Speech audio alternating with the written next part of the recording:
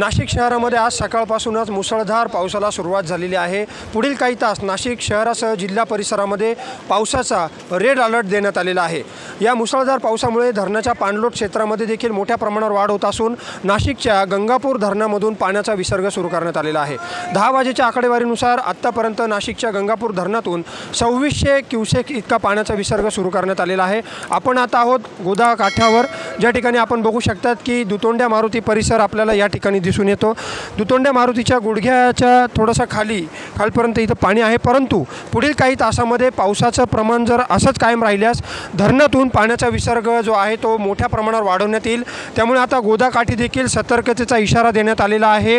गोदाकाठची जी लहान मोठी मंदिरं जी आहेत ती लहान मंदिरं जी आहेत ती पाण्याखाली गेल्याचं आपल्याला दिसून येतं। पुढील काही तास नाशिकमध्ये पावसाचा जोर कायम राहणार असल्यामुळे गोदाकाठी सतर्कतेचा इशारा या ठिकाणी देण्यात आलेला आहे। त्यामुळे या भागामध्ये सकाळच्या सुमारासमध्ये जे काही पूजाविधी केले जातात, जे काही दशक्रिया विधी असतील किंवा इतर जे विधी असतील ते विधी देखील आता या ठिकाणी थांबलेले दिसून येतात। काठाच्या बाहेर परिसरात हे विधी केले जात आहेत। हा रामकुंड परिसर आहे, या ठिकाणी मोठ्या प्रमाणावर भाविकांची गर्दी असते। सध्या श्रावण महिना सुरू असल्यामुळे भाविक जे आहे ते दर्शनासाठी या ठिकाणी येत असतात, परंतु या ठिकाणी गोदा स्नानासाठी देखील मोठी गर्दी असते। परंतु आज गंगापूर धरणामधून पाण्याचा विसर्ग सुरू करण्यात आल्यामुळे या ठिकाणी नागरिकांना देखील या परिसरातून दूर राहण्याचा सतर्कतेचं आव्हान नाशिक महानगरपालिका प्रशासनाच्या वतीनं करण्यात आलेलं आहे।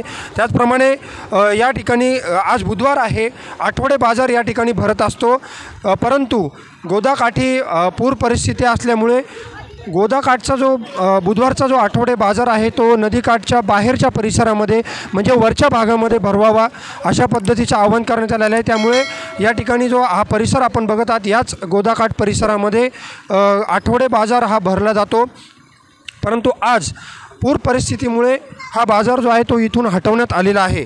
एकूणच जर नाशिक जिल्ह्यातील पावसाची परिस्थिती जर बघितली तर नाशिकमध्ये ऑगस्ट अखेरपर्यंत म्हणजे आज अखेरपर्यंत 75% इतका पाऊस झालेला आहे, जो गेल्या वर्षीच्या तुलनेमध्ये 10% पाऊस कमी आहे। गेल्या वर्षी नाशिक जिल्ह्यामध्ये आजपर्यंत 85% इतका पाऊस सरासरी पाऊस झालेला होता। यंदा या पावसाचं प्रमाण जे आहे ते 75% इतकं करण्यात आलेलं आहे। दरवर्षी पूर परिस्थितीमध्ये गोदाकाठी इथे जी वाहनं उभी केली जातात येणाऱ्या भाविकांची, तर ही वाहनं गोदाकाठच्या या पूर परिस्थितीमुळे अडकण्याची घटना देखील यापूर्वी घडलेल्या आहेत। त्यामुळे अग्निशामक विभागाकडून या ठिकाणी विशेष अशी खबरदारी घेण्यात आलेली आहे।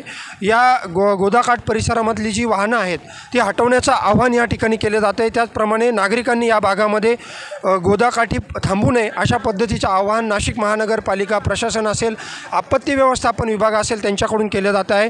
जिल्ह्यामध्ये आत्तापर्यंत गंगापूर धरण जे आहे ते 86% भरलेलं आहे आणि नाशिकची जी 26 लहान मोठी धरणं आहेत त्यामध्ये देखील 84% पेक्षा जास्त पाणी साठा उपलब्ध झालेला आहे।